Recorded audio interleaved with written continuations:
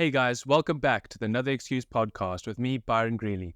In each episode, we usually chat to founders, creatives, and self-starters about how they started and where they are now. But today is another solo episode. After watching my previous episode back, I couldn't believe how frequently I didn't look at the camera. And so I thought I'd give it another go, as this is a skill I want to improve. And the purpose of starting this podcast was to improve in my speaking, the way I communicate, and looking out for other things that I can improve on, and this is one of them. So that's why I wanted to create another solo episode today, just so I can improve on looking at the camera. So I wanted to use this episode to reflect on the things I've learned while speaking to many different founders over the previous episodes. The whole point of this podcast was to unpack how founders started, how they overcome those hurdles, and what makes them different to other people. And so this episode is going down to the details and unpacking the founder origin story. Although we could say that each founder story is unique, I actually found that there are a few, well, you could call them archetypes, but there are a few types of stories that kept coming up. And then each founder would apply their own personal experiences to that sort of basic structure of how they started. I've come up with a few, and I want to unpack each of these in this episode. Maybe you can fit one of these reasons into your personal situation. And who knows, maybe it'll get you off your ass and starting that thing that you've been putting off. I hope you find this helpful. Enjoy the show.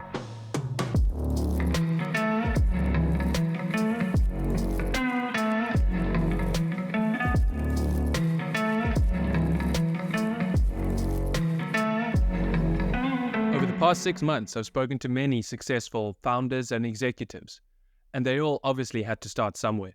They each have a unique story, but the way they started could actually be distilled into a few different ways or reasons.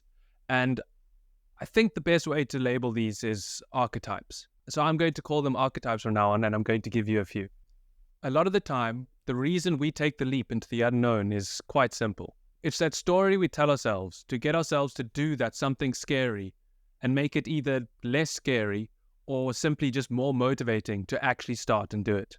So in this episode, I'm going to discuss the different founder starting archetypes, and hopefully you can see which category you may fall into and maybe use them to your advantage to start the thing that you've been putting off. Another important part of it is the story we tell ourselves. I may go through all these different archetypes, and you may feel like one single one doesn't necessarily apply to you. Well, there's two different approaches you can take to this. Either you can combine multiple archetypes, so you can create your own origin story if you feel like multiple resonate with you. And another way is weaving a story. I found that many founders are able to weave a certain narrative into their lives and into these archetypes to motivate them to actually get the job done. It may not necessarily first apply to them, but they've figured out a way or a story to motivate them to make sure that they actually get the project over the line. So it doesn't necessarily have to apply to you and just speak to you from the beginning, but you find a way for this mission to speak to you, if that makes sense. I know this all may sound a little vague, but it makes sense, trust me. Let's dive in to the different reasons as to why founders started and what motivated them to keep going. I've tried to name each and every one of them, so they may be a bit strange, but here goes. Here are the different founder starting archetypes that I've come up with. The first one is the rebel. I think this one is kind of self-explanatory. We all have a little bit of rebel in us. And so it's pretty self-explanatory that these people are the ones that are truly fed up with the way that things are. They may have experience in a particular industry or field. They have the knowledge to realize that there is a gap here, that the current way things are done can be more efficient or be done better. And so they spot an opportunity. They want to go against the grain and find a way to do things differently. Like I said, they feel like the way things are done are just wrong, or they may even just be outdated. Huge industries tend to get like this. And we know the people that go against these industries are labeled as disruptors. These big industries are set in their ways. They're just going with the flow, as it's really difficult for huge companies to change tack or change direction. And A similar way for a rebel to go against the grain could be regulation. The businesses that these type of founders start resonate with a lot of people. A lot of people are anti-establishment these days, and so these types of businesses can really gain traction if they have a strong enough message and their reason for going against something is good enough. Usually they're able to be motivated enough by just going against the grain. They feel so strongly that the way things are done are wrong, and so they're able to motivate themselves and keep going until it resonates with enough people and it finally takes off. The next type of founder is the experimenter. Many resonate with this kind of founder, but they haven't really figured out the best way to go about it. Just to explain basically what it is, it's the type of founder that wants to become a founder, but isn't 100% sure of what it is they want to do. And so they dabble in a few different things that tend to be low risk and hope that one of them pays off. I think this is the type of founder that most of us gravitate towards. This low risk approach is appealing because there's obviously not as many overheads. Most of the time you don't need to leave your job. And so this dabbling on the side seems very attractive to a lot of people who want to become a founder but just aren't sure exactly what it is they want to do. A great example of this is my discussion with the founder Jan Parmentier. He started his business with a low risk approach. He wanted to try something on the side just to see if it would take off. He started importing selfie sticks because he saw that there was an opportunity, and he sold them in South Africa. This then snowballed into the huge business that he's running now. The slight difference is that he wasn't just throwing things at the wall and seeing if they would stick. You need to take that next step so you can guarantee that this risk is worth taking. And that's what he did. He created a little bit of a risk profile. He weighed up the pros and cons of how much it would cost to import these selfie sticks, what price he'd need to sell them at, and how many he'd need to sell in order to break even.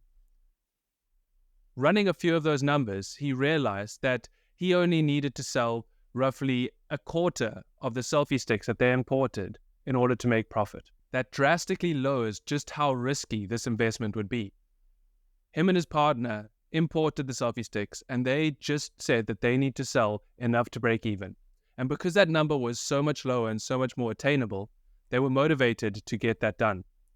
And in the end, they ended up selling all the selfie sticks, made a profit, and were able to rinse and repeat until they grew the business into the huge business that it is today.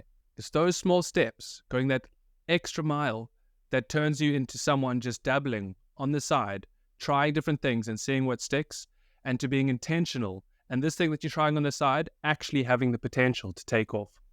The next founder is the no-choice founder. And these are the founders that usually see success every single time. Well, I say every single time, and it's probably because these are the founders that are at a make or break point in their careers. They've either got to make this work or they see really drastic outcomes. They could be homeless, they could be jobless, they could be penniless. And so they're really, really motivated to make whatever they're doing work out. They've been backed into a corner, and so they have no choice but to succeed. I know that might sound a bit strange, but it's true.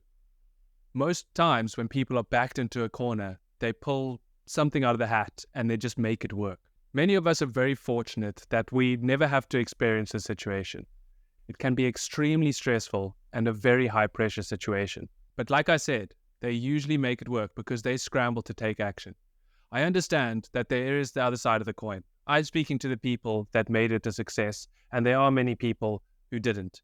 But I truly believe that the ones that were backed into a corner have a higher success rate than the ones that are dabbling on the side. Right, so my next founder is called the gradual founder. I'm not too sure about the name. Let's see if it sticks.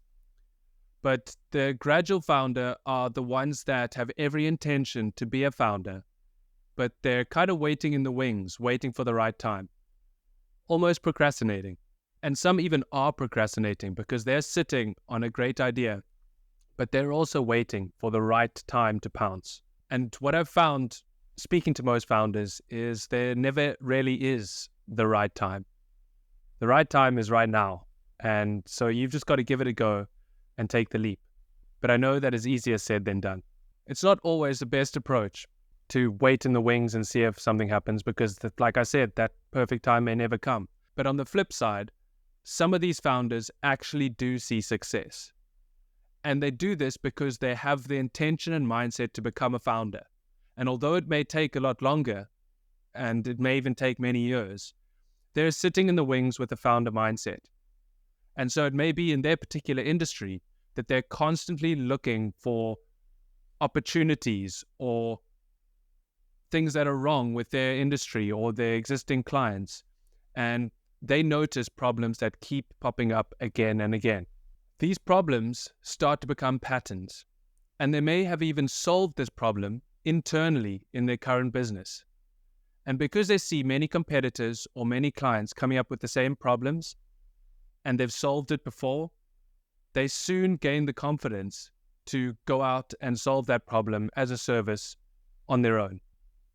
The next type of founder is the born-to-do-it founder. Now, these founders I found are rarer than most.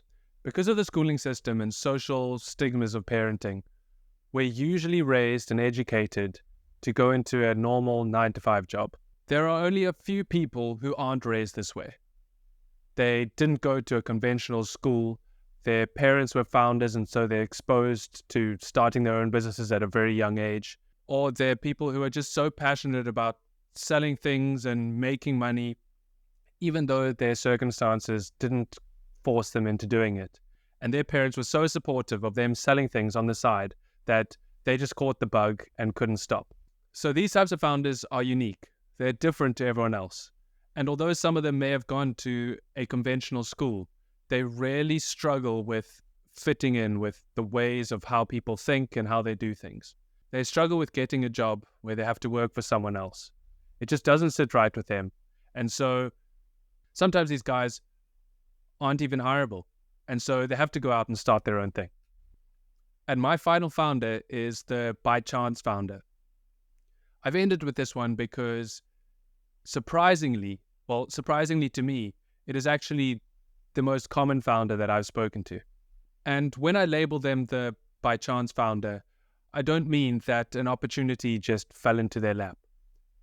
I mean that they put themselves in the right place at the right time for an opportunity to come about. Putting yourself in the right place means doing the necessary research or having the necessary knowledge or putting yourself out there enough for opportunities to come your way. They might not have any intention to start a business, but because they're so interested in the topic, they're spending time in chat rooms on Discord or talking to people who share the same interests. They're putting themselves out there. They're sharing knowledge and wanting to be a part of a particular community. Opportunities tend to just come their way. And because they have a particular set of skills and they're sharing within this community, people may approach them and ask them to provide some sort of service. This could be skills that they've learned because they came into this new community or started studying this topic, or it could be skills that they are bringing from another industry that they learned previously, and they're bringing them into this new industry. These opportunities happen more and more frequently than you may think. So once these founders have been approached by someone else in the community to provide a service, it's up to them to simply say yes, take the risk, and see where it leads them. Then all of a sudden, things snowball and these founders have a business. Sounds pretty straightforward, but it's simply about putting yourself out there. It works similarly for content creation. If you're putting yourself out there, showing people that you're knowledgeable on a particular thing, that you're passionate about it, and you want to speak about it often, you're doing the research, you're running tests, you're just messing around, people gravitate towards that. They may even be searching for it, and they find you and see you as an expert on a topic, even if you don't consider yourself one. So the by chance founder is the one who puts themselves in the most situations where a chance business opportunity may arise. The actual starting of the business may not be that intentional, but it is very intentional to be putting themselves in the right circles. I've seen many founders who ride the waves of trends. They get in early, they figure out it's a trend, and they learn as much as they can on the topic. Then when more people start to enter into this trend, they are the experts. They're not that far ahead of the people entering now. It could only be a few months, but they're expert enough to provide services to the ones just starting. And these type of founders rinse and repeat and spot trends again and again. They relabel themselves as an expert in a different field, and they continue to do so. I'm not saying that this is the right way to do things. I know some founders like to stick to a particular industry, or they have particular interests and they want to do that. But hey, there's opportunities there. Some people need a hustle to make a living, and so that's another way to do things. So that's my take on the many different ways founders have started through my discussions over the episodes of the podcast. Some of these founders' origin stories are just one of these. And for others, it was a combination of a few of them. And like I mentioned at the beginning of the episode, another thing I've learned is that within these archetypes are the stories that the founders tell themselves. If you can squeeze some sort of narrative into one of these archetypes that motivates you enough to tell your story, to get shit done, and to actually start that business, then that's all that matters. But if you don't believe that you are the one capable of solving that problem, then you'll never be motivated enough to actually get it over the line. The story you tell yourself is half the battle. It's important to get you started. And over time, that story becomes true because you're getting it done. And in the end, it'll all be worth it because that story then becomes true. So just to end off and list the 6 founder starter archetypes that I've come up with. And like I said, I know they aren't the greatest names, so if you have better ones, please feel free to reach out. They are the rebel founder, the experimenter founder, the no-choice founder, the gradual founder, the born-to-do-it founder, and the by-chance founder. I hope you found these reflections over my previous episodes helpful. I truly believe that if you can find one of these founder starter archetypes and apply them to your life and your circumstances, you can really start that project. We're all fearful, we're all nervous of the unknown and taking action. But what causes us to do it is a story we tell ourselves. If we frame it in the right way for us, then we will be motivated enough to make it happen. Find your reason, find your story, and maybe 2024 will be different for you. Thanks for listening, and have a great week. I'll see you in the next episode. Thanks for listening. I really appreciate you making it all the way to the end. I hope you enjoyed the episode. One more quick reminder before you go. I have a weekly newsletter by the same name, Another Excuse, where I cover 4 topics: something that has changed my perception, a tool that could be useful to you, content that is actually worth consuming, and a concept that I try break down and explain. If this sounds of any interest to you and you need a kick up the arse, then you can subscribe at the link below. Thanks for joining me again, and I'll see you next week.